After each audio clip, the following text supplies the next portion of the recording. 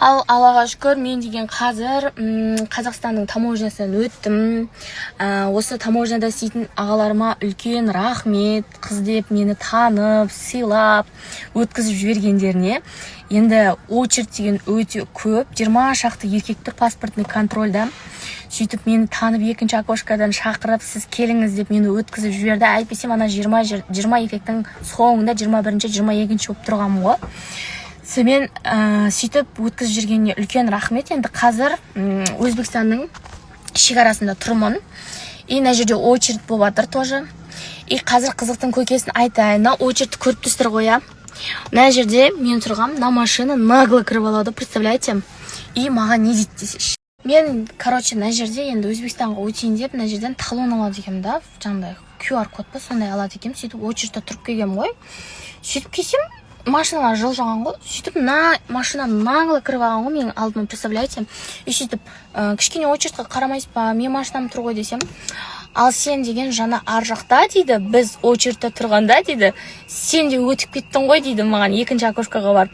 Сосын айтам да, мені шақырды, мені сөйтіп өздері шақырып өткізген соң мен не істеймін? Жоқ, очередьқа қарап тұра тұрайын демеймін ғой енді.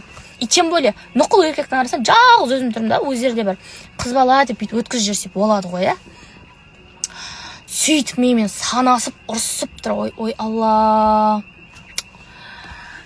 Дауа жоқ екен. Просто еркек адам қойшы.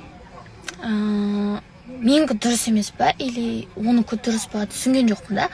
Бірақ та енді мені өткізгенде мен кінәлі емеспін ғой, достар. Не айтарым білмедім мен дегенше.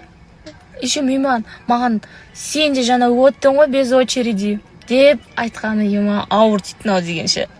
Санасып тұрғанына базар жоқ. Қалай ойлайсыздар, сіздер өздеріңіздің ойларыңызды айтыңыздаршы енді.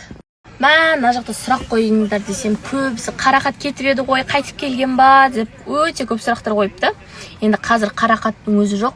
Зухра, Қарақат, Алишеуі жая өтіп кетті. Мен отырмын, мен машинаның хозяйкасы болған соң өзім өтеді екем да.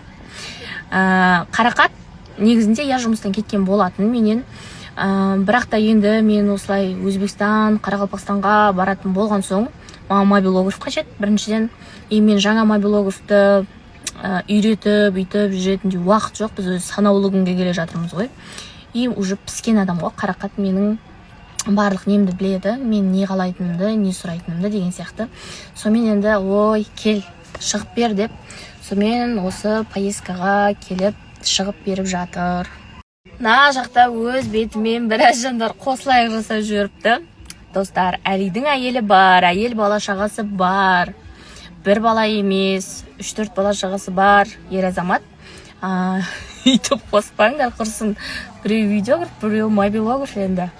Үйтіп айтпаңдар, құсын айданадан ұят болар келіншегінен. Жалпы Қарақалпақстанда неше күн болатынымыз әлі нақты белгісіз, бірақ та Алла бұйыртса Ташкентте 2 күн боламыз. Себебі 2 күнде аралап көрейін деп жатырмыз.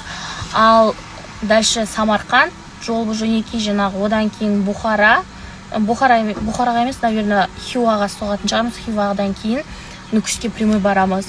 4-не дейін үлгеру қажетпіз ғой. 4-і біз диджей Мираның концертінде боламыз, Алла бұйыртса.